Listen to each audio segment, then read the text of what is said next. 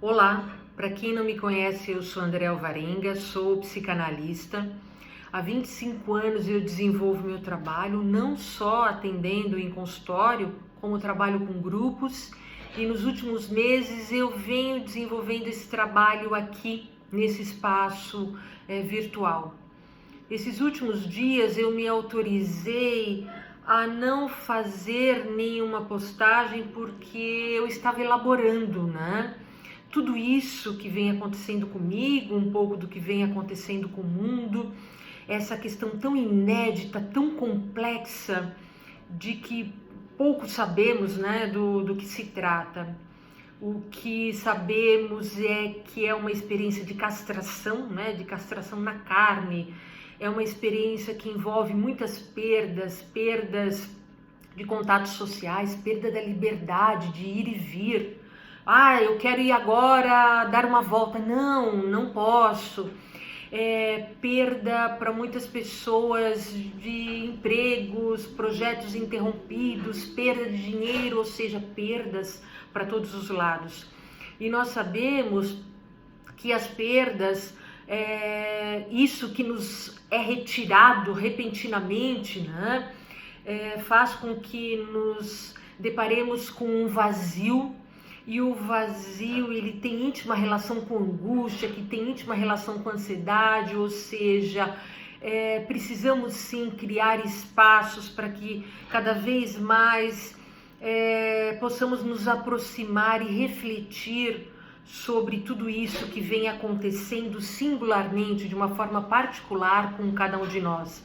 Apesar desse momento, dessa pandemia, estar acontecendo um fato real, né, que tocou o mundo, mas a forma como cada um de nós iremos vivenciar, né, essa experiência, ela será singular, ela é particular. E isso fala da psicanálise, né, o particular. Então hoje eu me sinto confortável para falar sobre um tema e uma questão onde eu vou querer abordá-la e ampliá-la um pouco mais, que tem relação com as rotinas. Eu vou começar, já comecei, né? Vou dar continuidade a esse tema, falando um pouquinho, trazendo para vocês, compartilhando um pouco do meu percurso profissional. Durante mais ou menos uns 15 anos, eu trabalhei em clínicas psiquiátricas, trabalhei lá no manicômio psiquiátrico de Franco da Rocha e também passei por outras clínicas onde as pessoas eram internadas. Claro que são espaços bem diferentes esses que eu estou falando, ali naquele presídio, né, aquele hospital de custódia e outros em clínicas onde pessoas em algum momento foram internadas, mas tinha algo em comum, né? E é isso que eu gostaria de compartilhar. Nesse momento, no momento que a pessoa é internada, como ela chega? Ela chega muito desorganizada, muito fragilizada, ou seja, com a sua rotina, com o seu dia a dia totalmente fragmentado, desestruturado. Os horário de acordar, horário de dormir, principalmente o sono, muito alterado, comprometido. Então, como a pessoa não dorme à noite, ela acaba dormindo durante a manhã. E aí os horários das refeições também ficam totalmente alternados e atrapalhados. Isso influencia no rendimento do trabalho, que influencia nas emoções, ou seja, é uma rede, é um sistema, né? Como nós estamos vendo o que está acontecendo hoje. É tão complexo, por quê? Porque é um sistema todo envolvido. E assim somos constituídos, né? A partir de todo um sistema familiar que está inserido na nossa sociedade, na nossa cultura, na nossa época. Isso vai se ampliando cada vez mais. Então, por isso que uma simples troca de roupa não é uma simples troca de roupa. Né? Pensando nas questões emocionais, 2 e 2 não é igual a 4. Às vezes 2 e 2 é igual a abacaxi, é igual a passarinho, ou seja, não tem muita lógica. A lógica matemática não serve para a gente compreender o mundo psíquico, né, de um ser humano. Então eu compartilhei com vocês um pouco a rotina de um hospital psiquiátrico, que é a seguinte: as pessoas chegavam dessa forma e a primeira intervenção terapêutica era unânime, né? Todos os profissionais pensavam que era muito necessário ser inserido gradativamente, respeitando a história e o momento de cada um, mas uma certa rotina deveria ser inserida. E o que nós vamos observando a partir dessa prática, dessa experiência, é que esse entorno, esse contexto, isso acolhe, isso situa, isso dá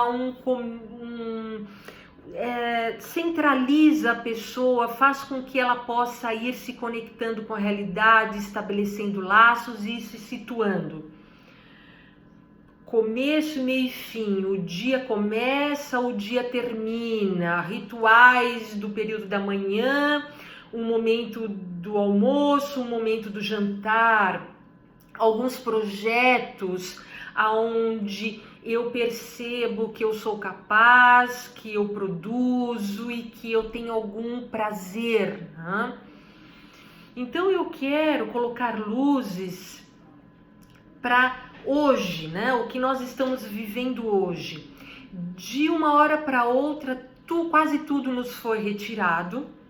E quem acompanha o meu trabalho, principalmente os trabalhos que eu realizo em grupo, vocês sabem que eu trabalho bastante olhando o sistema familiar, mas com foco na constituição psíquica da criança, na formação emocional da criança. E a criança, ela precisa ser amparada, né? Ela precisa de limites, porque se deixar ela solta, se deixar a criança solta e falar para ela, faça aí o que você quiser no dia, eu não sei se ela vai saber sozinha, né, se cuidar como deveria, né, ser. É claro que esse deveria ser também é particular para cada família, mas um certo consenso nós temos com relação às alimentações, como mais ou menos deveriam ser, mais ou menos os horários, mais ou menos um tempo para dormir, né? A gente não pode desconsiderar o nosso físico e as necessidades, né, que o nosso corpo físico tem. Então, mais ou menos a gente tem um consenso, né? Mais ou menos no tempo que a criança deveria dormir, mais ou menos como ela deveria se alimentar.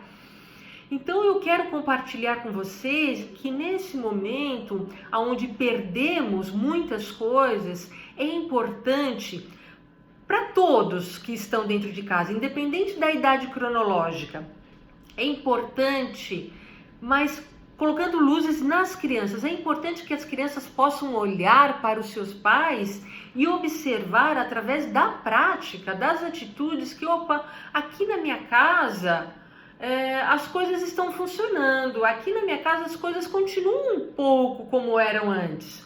O mundo lá fora está um caos, está um colapso, as crianças escutam, porque as crianças escutam os comentários, veem mais ou menos as notícias que as pessoas morrem, que ninguém tem controle, que ninguém sabe o que vai acontecer. Mas aqui dentro de casa, os meus pais estão funcionando, estão mantendo a rotina da casa, estão cuidando da casa, estão cuidando das crianças da casa. Isso traz um certo conforto, isso apazigua um pouco as crianças, um pouco ou muito as crianças. Porque nós sabemos que as crianças, elas captam, elas vão se constituindo a partir do mundo interno dos seus pais. Então, vamos olhar para esse nosso dia a dia, né? Como que está? É importante continuar cuidando da casa, é importante trocar a roupa, né? Por quê? Porque nós possuímos memórias, às vezes nem é consciente, mas o simples fato, quem sabe, de uma criança tirar o pijama, ou nesse momento eu colocar uma roupa, ou até mesmo passar um batom para estar aqui agora com vocês, isso nos traz, quem sabe, algumas referências inconscientes de outros momentos que eu tive prazer. E tudo isso vai me constituindo, vai constituindo o meu dia também. Eu tenho escutado muitas pessoas, é claro que como cada um está reagindo nesse momento, tem uma relação com o mundo interno de cada um. Tem pessoas que têm mais recursos? Claro que sim. Tem pessoas que estão produzindo muito? Sim. Tem pessoas que estão ficando cada vez mais angustiadas, deprimidas e paralisadas? Sim. Tem casas que estão funcionando muito bem? Estão. Tem casas que estão desmoronando? Estão. Eu tenho atendido muitas pessoas, tenho conversado com colegas que têm atendido tantas outras pessoas e nós estamos vendo que algumas casas, alguns lares estão desmoronando. Então, aqui agora, a minha intenção é, quem sabe, fazer com que possamos refletir um pouquinho mais da importância de mantermos um certo eixo, uma certa estrutura, um certo rumo, um certo direcionamento para o nosso dia a dia, para as nossas famílias, né? As crianças, parece que aqui no Brasil, esses últimos dias, elas começaram com as aulas virtuais. Eu penso que seria importante que a criança, através da mensagem que é dada pelos pais, que ela soubesse que naquele momento ela vai se preparar, que vai ter um começo, que ela vai de repente se arrumar, ela vai ter concentração, ela vai arrumar um espaço, ela vai se preparar para receber aquela aula. Não é porque está em casa que é tudo de qualquer jeito.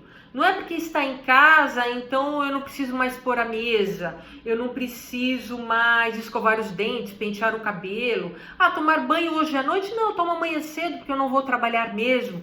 E com isso vai se perdendo um pouco aquilo que algumas famílias conseguiram construir e que é precioso.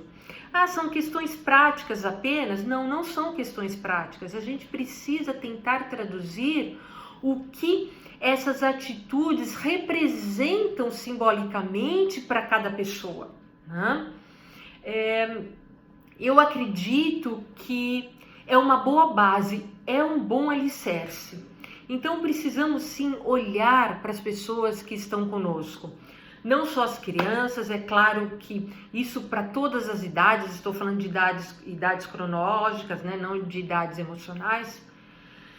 Precisamos olhar para os idosos. Os idosos, em determinada fase da vida, 70, 80 anos, talvez eles tenham poucos projetos, poucos relacionamentos, poucos laços, né, com outras pessoas ou com grupos. Nesse momento foi retirado ainda mais isso deles. Então vamos pensar se é possível estabelecer minimamente um projeto para esse período, porque essa fase nós não sabemos quando irá terminar. Ficaremos em isolamento mais um mês, mais 3 meses. Vocês sabem que já escutaram muitas pessoas dizendo: segunda-feira eu começo a minha dieta. O mês que vem eu começo aquele projeto. Tal dia eu começo. Por quê? Vamos ver o que é possível aqui agora? O que é possível aqui agora? Será que aquela senhora que está em casa, ela poderia agora começar a fazer um bordado e despertar a partir daquele bordado que inicialmente talvez essa senhora nem quisesse muito fazer, mas quem sabe ao bordar ela possa se desligar um pouco dessas notícias e se envolver com um certo prazer e até mesmo, quem sabe, trazer recordações de outras experiências quando ela bordou. A leitura de um livro às vezes é muito importante, é diferente de estar assistindo uma televisão, porque quando nós estamos lendo, é claro que isso não acontece com todas as pessoas, mas de uma maneira geral, a pessoa mergulha no personagem e ela se desconecta da realidade. Então, nesse momento, é importante criarmos também situações onde não ficaremos pensando o tempo todo na pandemia, nas perdas, no caos, nisso que angustia. Então, a minha proposta é que você possa dar continuidade, é claro que de uma forma singular, a essa questão né? Como que está a rotina da sua casa? É importante ter uma certa rotina? Se você tem crianças em casa, como que você está conduzindo isso? Né? E para você? Né? Mais um dia sem nenhum propósito? É isso que eu escuto bastante. Mais um dia onde parece que não tem sentido aquele dia. Para que começar mais um dia? E nós sabemos que as pessoas que estão deprimidas, elas dizem: acordar para quê? Para que eu vou acordar? Né? Se eu não tenho prazer nada, se nada me espera, se eu não estou vinculado, eu não estou me relacionando com ninguém, para quê? Né? Então, saber que alguém nos espera, saber que eu vou fazer um bolo porque o meu filho aguarda esse bolo no café da tarde, já é um motivo para, quem sabe, essa mãe poder ficar acordada, né? Então, pessoal, espero ter contribuído com algo, né? E continuarei aqui as minhas reflexões. Já tem um tema que eu considero ser relevante, né, para o próximo vídeo que eu farei. Penso que é um momento, sim, de poder. Eu tenho escutado muito o quanto que as pessoas têm se aproximado mais umas das outras. Todas? É claro que não. O mundo será muito melhor depois de tudo isso? É claro que não. Eu, pelo menos, não sou ingênua e nem tão romântica para poder acreditar, né? Eu penso que cada um vai continuar aquilo que já começou há muito tempo, há muitos anos. Essa é mais uma experiência. Para alguns, talvez uma experiência mais tocante, mais profunda, mais reveladora, que talvez possa promover algumas transformações. Para outros, talvez não signifique quase nada, né? E a vida continua. Vamos ver, né? Cada um vai poder falar sobre a sua experiência.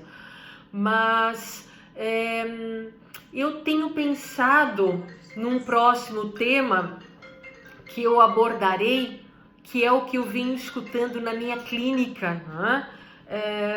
Recentemente, que talvez possa trazer alguma contribuição para você que se interessa por aquilo que eu tenho a dizer, por aquilo que eu tento transmitir, tá bem? Então, vamos seguir, né? Cada um de acordo com os seus recursos psíquicos, né? De acordo com os seus recursos internos, tá bem? Então tá, então até o próximo encontro.